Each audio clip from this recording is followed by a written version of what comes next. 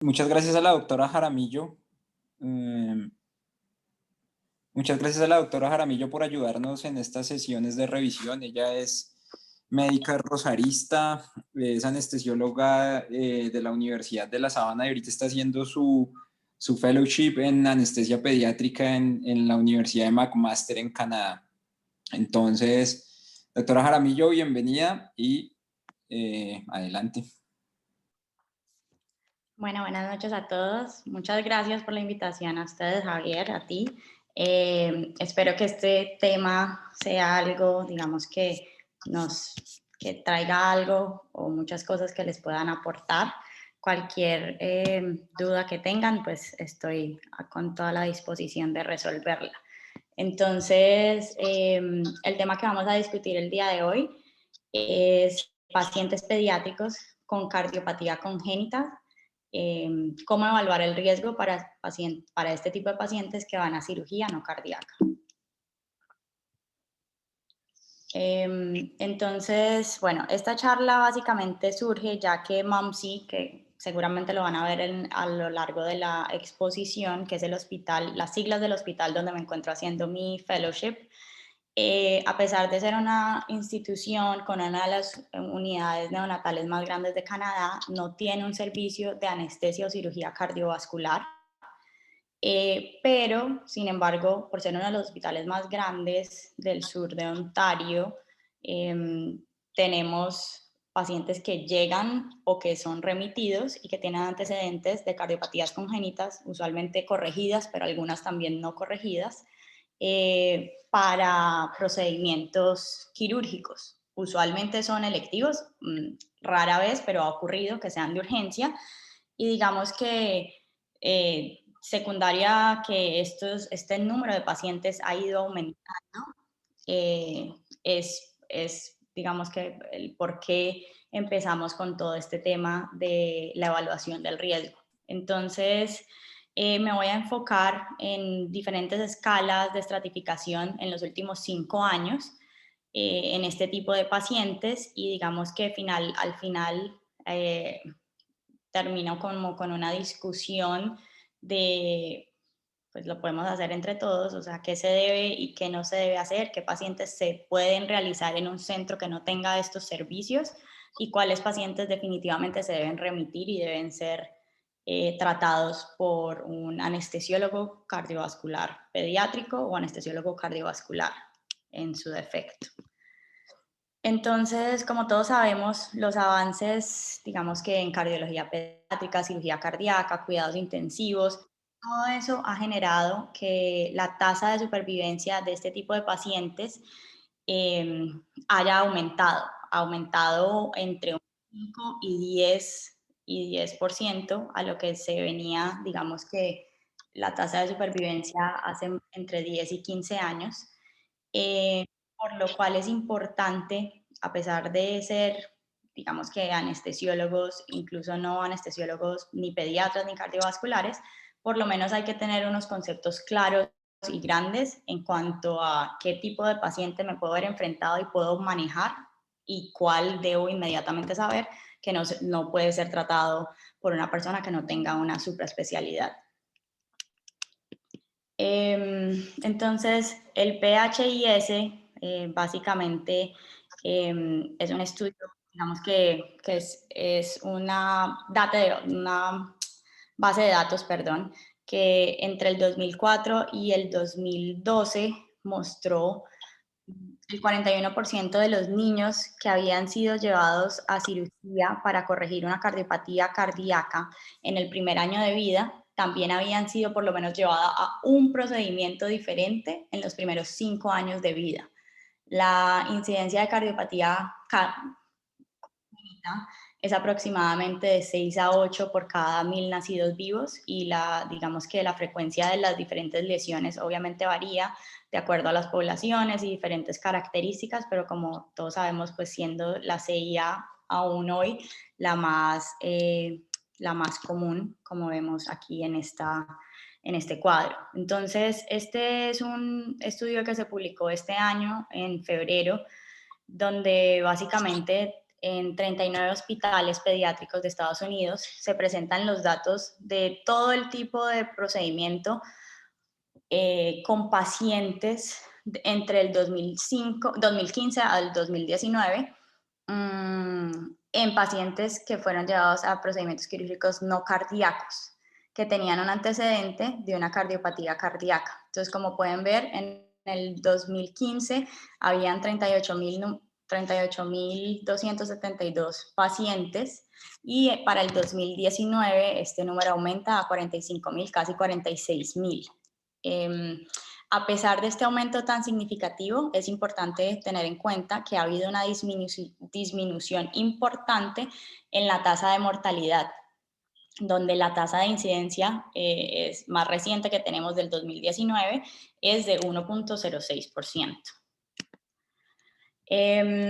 Este es, digamos que otra tabla de ese mismo estudio donde ellos muestran la diferencia entre los pacientes que están hospitalizados versus los pacientes que vienen a procedimientos electivos que, digamos que son llevados a cabo y ese mismo día se da de alta.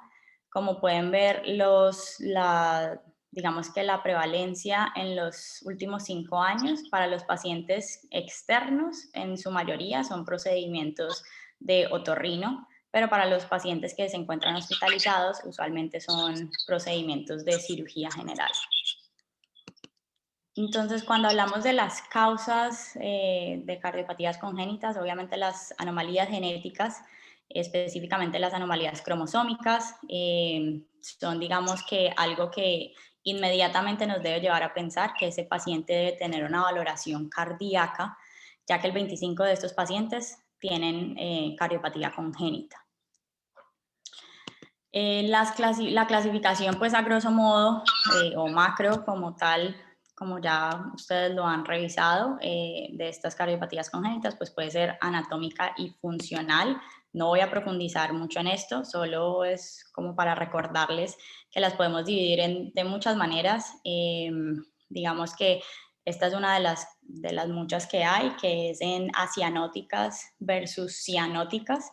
Entonces, los cardiopatías congénitas acianóticas o llamados también bebés rosados, donde básicamente hay un shunt de izquierda a derecha y pues hay lesiones obstructivas, como estenosis aórtica, coartación de la aorta, entre otros. Y aquí están los tipos de lesiones o las cardiopatías congénitas cianosantes o bebés pues azules, donde digamos que el shunt va obviamente de derecha a izquierda y las implicaciones fisiológicas son mucho mayores. Los ejemplos más que tenemos son la tetralogía de Fallot, transposición de grandes vasos, todo lo que nos dé una fisiología de ventrículo único, principalmente. Entonces, para ya entrar en materia de la charla del día de hoy, en términos de estratificación de riesgo, les voy a mostrar los artículos más importantes, como les dije, en estos últimos 5 años. Este fue un estudio prospectivo publicado en el 2016 por el Departamento de Anestesia de la Universidad de Washington. Este estudio, el objetivo que se plantearon ellos fue determinar la simplicidad del uso de una herramienta de estratificación de riesgo preoperatoria para definir qué tipo de personal debía manejar el tipo de paciente. Es decir, si es un paciente que tiene una cardiopatía congénita corregida o no, debe ser realizado por un anestesiólogo pediatra cardiovascular o no. Eso era como la pregunta inicial que ellos se planteaban. ¿Cómo hacen ello? Entonces, ellos clasifican, digamos que dividen en 4 grupos grandes los pacientes, que es de acuerdo a si tienen conducciones, anormalidades en la conducción, si tienen lesiones estructurales, si hay hipertensión pulmonar o si son varias. Y de acuerdo a esto lo clasifican en riesgo bajo, moderado y alto. Aquí pues vemos los ejemplos de cada una de estas. Posterior a eso, cuando ellos ya tienen clasificado su paciente en riesgo bajo, o sea, el tipo de lesión de bajo riesgo, de riesgo intermedio o de alto riesgo, se plantean 3 preguntas que digamos que son muy sencillas y de acuerdo a esto ellos vuelven a reclasificar el paciente. Entonces la primera pregunta es, ¿el paciente es menor de 1 año? La segunda es, ¿tiene algún tipo de comorbilidad? Ahí plantean específicamente el tipo de comorbilidad como una enfermedad renal aguda o crónica, diabetes insulino dependiente, que haya un retraso significativo en el desarrollo. Esas son como digamos que las comorbilidades que ellos incluyen en su estudio y que les genera un aumento de ese riesgo. Y la otra pregunta que se hacen es si el tipo de procedimiento es un procedimiento de alto riesgo. Y ellos clasifican a los procedimientos de alto riesgo cualquier tipo de cirugía que sea vascular, torácica, abdominal abierta, neurocirugía o neurocirugía, digamos que bien sea cráneo o columna. Si cualquiera de estas preguntas tiene por respuesta sí, el paciente inmediatamente sube a un rango diferente, o sea, al siguiente rango en el tipo de riesgo. Entonces, cualquiera que esté en bajo riesgo, su lesión es de bajo riesgo, pero responde que sí, alguna de esas preguntas se vuelve inmediatamente intermedio y si es intermedio se vuelve inmediatamente alto riesgo. Entonces, ellos básicamente identificaron un subconjunto de 100 niños con cardiopatías congénitas, entre 2.200 niños que requirieron anestesia general para procedimientos quirúrgicos. Ellos lo definen como procedimientos quirúrgicos o procedimientos llevados a cabo en radiología intervencionista durante un periodo de 6 semanas. De estos 100 pacientes, 23 fueron clasificados como pacientes de bajo riesgo, 66 como pacientes de riesgo moderado y 11 pacientes de alto riesgo. Los pacientes que eran clasificados como de alto riesgo fueron llevados a cabo, o sea, la persona que le dio el manejo a estos pacientes fueron los anestesiólogos cardíacos, anestesiólogos pediatras cardíacos, independientemente del tipo de procedimiento al que fueran llevados.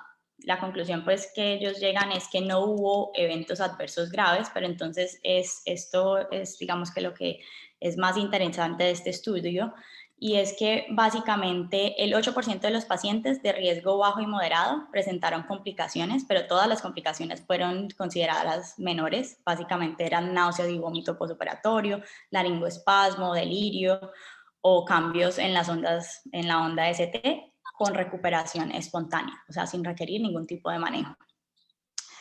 De las complicaciones adicionales, digamos que 4 de los casos fueron realizados por anestesiólogos pediatras y 3 por anestesiólogos pediatra cardiovascular. En esos 3 pacientes fueron los pacientes que presentaron uno, cambios en la onda del ST, otro, estridor y otro, náusea y vómito postoperatorio. Y le llamó la atención es que solo uno de los pacientes que estaba en el riesgo, en la categoría de alto riesgo, presentó una complicación, pero fue únicamente taponamiento del tubo orotraqueal que requirió succión, pero no generó nada adicional. La conclusión finalmente de ellos es que no hay diferencia para los pacientes que son, digamos que son llevados a un procedimiento cuando tienen bajo e intermedio riesgo del tipo de lesión, digámoslo así, entre si son llevados al procedimiento por un anestesiólogo pediatra o un anestesiólogo pediatra cardiovascular.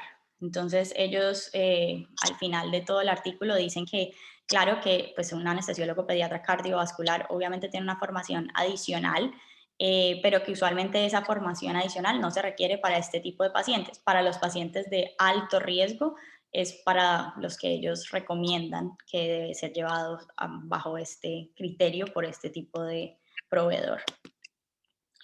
Este es otro estudio retrospectivo que se realizó en Cambridge entre el 2010 y el 2012, fue publicado en el 2016. El objetivo de este estudio también fue revisar el resultado de los niños con cardiopatías congénitas que habían requerido anestesia general para procedimientos no quirúrgicos.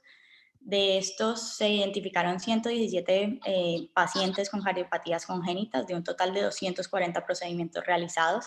202 de estos pacientes fueron procedimientos electivos y únicamente 36 fueron realizados en un grupo de alto riesgo, 135 en el grupo de riesgo intermedio y 69 en el grupo de bajo riesgo. Como pueden ver aquí, la mayoría de los procedimientos se realizaron en pacientes de 2 años, pero con cardiopatía congénita corregida. Entonces, como vamos a ver, pues como están observando, cada estudio da un punto de corte para la edad diferente. Al final yo les voy a mostrar el punto de corte que escogimos para la institución donde yo me encuentro, pero digamos que eso es una de las cosas más importantes a tener en cuenta y es la edad, porque se ve que es un factor determinante cuando un paciente tiene una cardiopatía congénita, obviamente corregida. Entonces, estos pacientes se clasificaron en 3 grupos de acuerdo a la clasificación del riesgo anestésico de White y Payton, que básicamente lo da es por fisiología, el tipo de lesión que presentan los pacientes, la cirugía, la edad, la estancia hospitalaria, si llevaba más o menos de 10 días hospitalizado y si el procedimiento era de emergencia o electivo. Entonces aquí ellos los definen como riesgo bajo, intermedio y alto, de acuerdo a esto. En cuanto a los procedimientos realizados, entonces los procedimientos gastrointestinales fueron los más comunes y en cuanto a las complicaciones, 37 de los 240 casos fue el total pues, de complicaciones, 31 de las cuales ocurrió en pacientes menores de 2 años. La complicación anestésica más frecuente, como lo pueden ver aquí, fue la hipotensión, casi en el 11% de los pacientes, y relacionado con el procedimiento quirúrgico como tal fue infección. Todas estas complicaciones, como lo sabemos todos aquí, ocurrieron, digamos que con más frecuencia en los procedimientos que eran de urgencia y no electivos. Así que aquí es importante mencionar que de los 240 procedimientos, 40, que es alrededor del 17%, fueron admitidos en la unidad de cuidados intensivos pediátrico. 32 de estos procedimientos fueron realizados en niños menores de 2 años. Y de estos, 31 de las admisiones eran planeadas, o sea, el paciente venía con una cama reservada para UCI, pero 5 eran no planeadas. Básicamente, de estos 5, ellos especifican ahí que fue por alguna inestabilidad como hipotensión, algún cambio en la frecuencia cardíaca que persistiera por más de 10 minutos y cuando ellos hablan de cambio usualmente se refieren a una taquicardia sostenida que no responda a líquidos. La tasa de ingreso pues, en la UCI pediátrica fue significativamente mayor en el grupo de alto riesgo, como lo ven, 36% versus los otros 2 grupos que fue del 16 y 9% respectivamente. Entonces, digamos que ellos lo que concluyen es que los procedimientos que requieran anestesia general se pueden realizar de manera segura en niños con en cualquiera de los 3 tipos digamos que en cualquiera de los 3 grupos, en un centro que no necesariamente tenga todo el servicio, o sea, un servicio de anestesia y cirugía cardiovascular, pero que sí haya un grupo especializado. Cuando ellos hablan de un grupo especializado, se refieren a un grupo de en un conjunto de grupos con terapia respiratoria, una unidad de cuidados intensivos y digamos que un grupo de anestesiología que a pesar de no tener una formación formal, por decirlo así, valga la redundancia, tenga unos criterios claros para definir cuándo el paciente debe ser remitido a otra institución. Este siguiente artículo es publicado por la Facultad de Medicina en la Universidad de Ohio en el 2018 y básicamente incluye a los pacientes del registro NSQIP del 2012 al 2014. El desenlace primario que ellos buscan en este estudio es la aparición de cualquier complicación posoperatoria, como cualquiera de las que vemos ahí, paro cardíaco, reintubación, infección, falla renal, bueno. y los resultados secundarios, que fueron la aparición de cualquier complicación individual o mortalidad general a 30 días. Entonces, de esta base de datos se incluyeron 134.082 pacientes de 0 a 17 años que fueron llevados a cirugía no cardíaca. Se excluyeron algunos pacientes porque tenían unos factores de riesgo cardíacos no debidos a sus cardiopatías congénitas o porque no se tenían los datos completos, y finalmente quedó un total de 131.164 pacientes digamos que para hacer el análisis descriptivos. De estos casos, de estos pacientes, el 5% tenía una cardiopatía coronaria leve, 3% una cardiopatía coronaria mayor y 1% una cardiopatía coronaria grave. Como pueden ver aquí, los tipos de complicaciones, digamos que se comparan entre todas las categorías de las cardiopatías congénitas, donde la estancia prolongada y la reconsulta en 30 días son las más frecuentes en todas las categorías. La tasa general entonces de complicación en estos pacientes fue del 9%, donde está incluida la mortalidad, y fue mucho mayor en los niños, o sea, los pacientes que tenían cardiopatía coronaria grave, donde fue aproximadamente el 30%, seguida de los niños con cardiopatía congénita mayor y menor respectivamente. Claramente la diferencia es muy alta versus los pacientes que no tenían ningún tipo de cardiopatía congénita. Y como ya les había dicho, digamos que el paro cardíaco, reoperación, estancia prolongada, todos estos fueron mucho mayor en los pacientes de mayor riesgo. Entonces, ¿qué pasa con respecto a la edad? Nuevamente, como lo vemos aquí, los niños menores de 1 año tienen un mayor riesgo de complicación posoperatoria cuando tenían cualquier tipo de cardiopatía, bien sea menor, mayor o grave.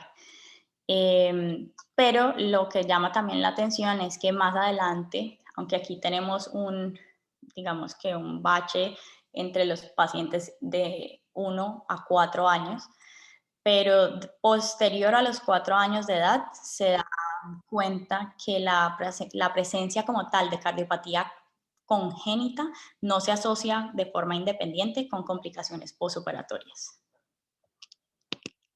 Este estudio entonces básicamente indica que los procesos, digamos que de estratificación de riesgo para el riesgo asociado a cardiopatía congénita en cirugía no cardíaca deben considerar la dependencia de la edad, y para ellos el límite de la edad es 1. Como les mostré en el segundo artículo, para ellos es 2. Entonces digamos que ahí van variando.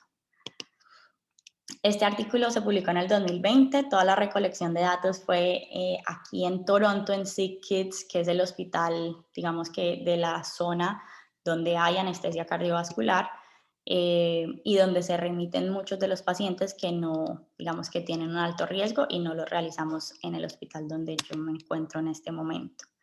Entonces, este fue un análisis retrospectivo de las bases de datos también de la NSQIP desde el 2012 hasta el 2017, incluyó 129 variables, y básicamente luego de lograr categorizar todo, ellos dividen las lesiones cardíacas en 3 subgrupos. Entonces, uno es cualquier tipo de defecto septal con obstrucción del tracto de salida del ventrículo izquierdo. El otro es cualquier tipo de fisiología de ventrículo único, y la otra es obstrucción del tracto de salida del ventrículo derecho. El resultado primario para el análisis fue la incidencia de mortalidad a 30 días. Entonces, la cardiopatía congénita menor, básicamente la definieron como cualquier tipo de alteración cardíaca con o sin medicación, pero que la función cardiovascular estuviera completamente normal. La cardiopatía congénita mayor la definen como la reparación de un defecto cardíaco con anomalía hemodinámica residual que tenga o no medicamentos, y definen ya como, digamos que una cardiopatía congénita severa, cualquier tipo de cardiopatía que es cianosante, no corregida, cualquier tipo de cardiopatía que tenga hipertensión pulmonar o pacientes con disfunción ventricular que estén con medicamentos. Y obviamente pues pacientes que estén para trasplante cardíaco. Entonces, aquí este estudio incluyó 37.658 niños que fueron llevados a cirugía no cardíaca con una incidencia de mortalidad a 30 días del 1.7%. Como pueden ver pues aquí en la tabla, obviamente los pacientes que tienen ASA 4, cardiopatía congénita mayor y cardiopatía congénita no reparada son los factores más importantes para mortalidad. Aquí esto es importante y básicamente es para hacer énfasis en que el riesgo quirúrgico alto, o sea, un riesgo quirúrgico alto o un riesgo quirúrgico intrínseco, que es una de las variables que ellos hablan mucho en estos tipos de estudios del riesgo, no se asocia con un aumento de la mortalidad a 30 días.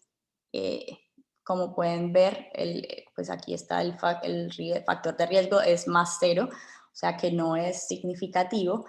Y en la parte de abajo pueden ver la distribución de los valores de la puntuación de la estratificación del riesgo en relación con la tasa de mortalidad a 30 días, que en los pacientes que son sometidos a procedimientos de bajo riesgo quirúrgico o de alto riesgo quirúrgico.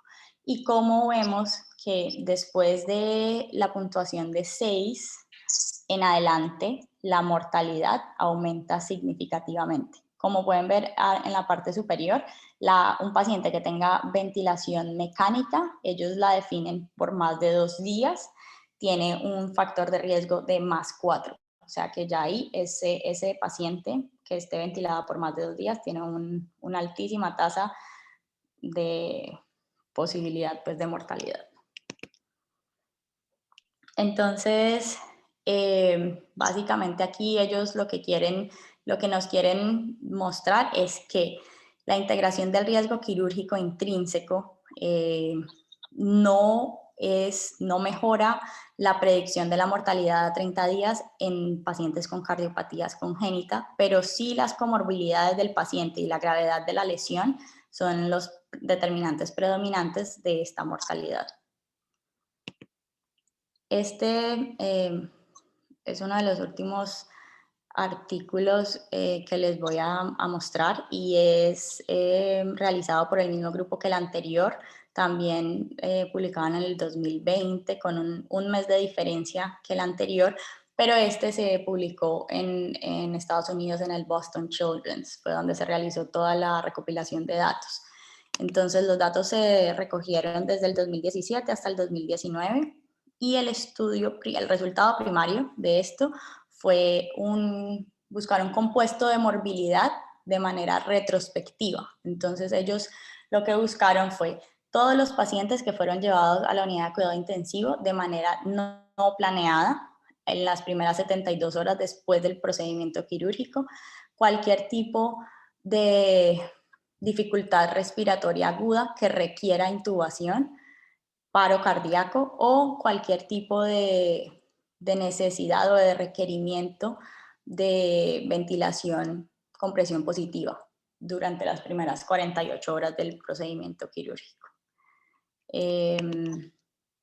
Entonces aquí digamos que lo novedoso de este artículo es que ellos sacan una puntuación que se llama RAMPS. Básicamente es una evaluación del riesgo de morbilidad en cirugía pediátrica. Ellos lo desarrollaron y lo validaron para que sea, digamos que altamente predictiva de morbimortalidad perioperatoria en pacientes que son llevados a cirugía no cardíaca. Este score incluye 5 variables que son los que vemos aquí: la edad, enfermedad crítica, o sea, que esté críticamente enfermo, que tenga CCI, que son unas siglas para condición crónica, indicador de condición crónica, y que el procedimiento quirúrgico como tal esté en un riesgo, un cuartil de riesgo 3 o 4. Entonces, digamos que aquí pues abajo les puse cada una de las CCIs que ellos tienen en cuenta. Entonces sí, los órganos entonces sí son cardiovascular, digestivo, endocrino, genético. Bueno, esas digamos que son las principales eh, condiciones crónicas, indicadores de condiciones crónicas.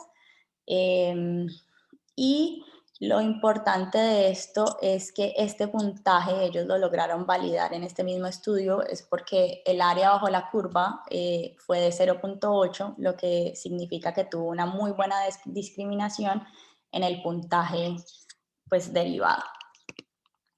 Entonces, cuando analizamos la puntuación específica pues, de este score, entonces básicamente lo que hace es que tiene un muy buen rendimiento de previsibilidad porque el área bajo la curva está por encima de punto 7 en ambas cortes, en la corte tanto de derivación como la de validación. Cuando eso es, digamos que en general, cuando queremos ver lo que ellos buscaban, que era digamos que su objetivo primario, ¿sí? Pero cuando ya vamos a ver cada uno de los componentes, encontramos que no es muy preciso para en la corte de derivación para la dificultad respiratoria aguda, y en la corte de validación no se logra medir con precisión tampoco ni para dificultad respiratoria aguda, ni para hipoxia, ni para descompensación hemodinámica. Y además, como pues tampoco es nada válido porque no hubo pacientes que presentaran paro cardíaco. Entonces, digamos que ahí eso queda un poco, digamos que cosas por estudiar o ahondar, pero en general, por el área bajo la curva, por encima de punto 7, es válido y tiene una muy buena previsibilidad. Este gráfico entonces nos muestra es que para cualquier tipo de un score de RAMS por encima de 5, la curva y el riesgo de morbilidad empieza a aumentar significativamente. Entonces, ellos finalmente lo que concluyen es que identificar un grupo, digamos que vulnerable de pacientes pediátricos usando una puntuación simple, que son pues 5 variables con un componente que va de 0 a 10, lo que les permite es brindar una oportunidad para mejorar la planificación perioperatoria de estos pacientes y tratar de iniciar intervenciones preventivas. Ellos dicen que pues claro, este score debería aplicarse a la mayor cantidad de pacientes posible, pero algo que es importante y que digamos que lo sacamos también de todo de todo este estudio es que esto es para pacientes que están críticamente enfermos, este score, o sea, que no es un score que uno podría practicar en la consulta preanestésica para pacientes del común o para pacientes con un riesgo menor, porque la mayoría de las variables son, digamos que, de condiciones crónicas. Entonces, bueno, después de toda esta información, ¿qué deberíamos hacer? Por ejemplo, eso fue lo que nos planteamos en el hospital donde me encuentro en este momento, que es, digamos, como lo que cada institución debería tener claro. Entonces, nuestro primer enfoque siempre debe ser en la valoración preanestésica. Lo más importante es tratar de digamos que encontrar la mayor cantidad de información posible para ver si tenemos información médica, o sea, un récord de anestesia previo. Usualmente estos pacientes, como vimos, son pacientes que si ya tienen la cardiopatía congénita corregida, pues tenemos un antecedente anestésico. Es súper importante tratar de identificar quién ha dado las anestesias previas para estos pacientes. Claramente, si es únicamente la cirugía cardíaca, pues va a ser un anestesiólogo pediatra cardiovascular, pero si ha sido llevado a otro tipo de procedimientos, es importante saber también si es por un anestesiólogo pediatra o un anestesiólogo pediatra cardiovascular. Usualmente los padres de estos pacientes tienen mucha información, entienden, digamos que están muy empapados de la situación del paciente. Siempre lo más importante, de acuerdo a la edad, claramente, es saber el estado funcional de cada uno de los pacientes. Em, y así, digamos que con toda esta información que ustedes pueden sacar en el interrogatorio y bueno, revisando la historia clínica anterior, eh, se tienen que dar una idea para lograr clasificar el tipo de lesión que tenga el paciente al que se van a ver enfrentados. Entonces, en cuanto a el manejo preoperatorio, ¿qué requerimientos tiene cualquiera de estos pacientes en cuanto a laboratorios o imagenología? Entonces, básicamente los pacientes que tienen lesiones de bajo riesgo no necesitan ningún tipo de documentación adicional a un paciente que no tiene una cardiopatía congénita corregida. Y eso es súper importante que les quede claro. Esa es, digamos que una de las principales recomendaciones. Paciente de lesión de bajo riesgo, pues, corregida, obviamente, no requiere ningún paraclínico adicional a los, digamos, que se requiera por parte del servicio